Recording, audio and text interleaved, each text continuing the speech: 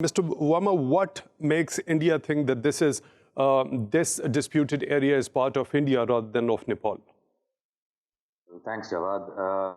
Primarily, ever since the end of colonial era, the border issues of India with several countries has persisted, this part being one of them.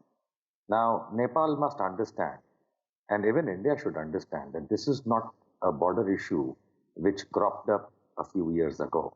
This goes back into the history as back as 1816, when the Nepalese king lost a certain area to the Britishers at that point in time. Britishers who were on our colonial, who were ruling us in terms of this land.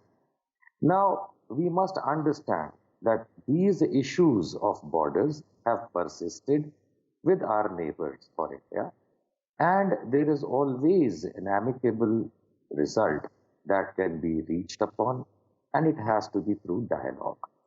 We have been discussing several issues with our neighbors, including Nepal, as rightly pointed out by Prakash ji.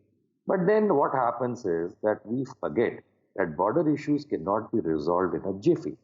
We must not forget that the land issue has to be resolved through talks. Now, aggression of any sort by Nepal is unwelcome because aggression shall not solve any border issue. So, Mr. Verma, We what as sort of an Indians, aggression do you think has been done by Nepal in this particular case? see what we have learned is that they have sent their forces towards that area of dispute, as I may call it, let us assume. So there's no point sending there's no point sending your forces, Mr. Nepal, because that is not going to resolve. What shall resolve is a dialogue. When Prakash ji said that India is not ready to talk, I disagree. Let's talk. We've been talking to everybody. We will talk to you also.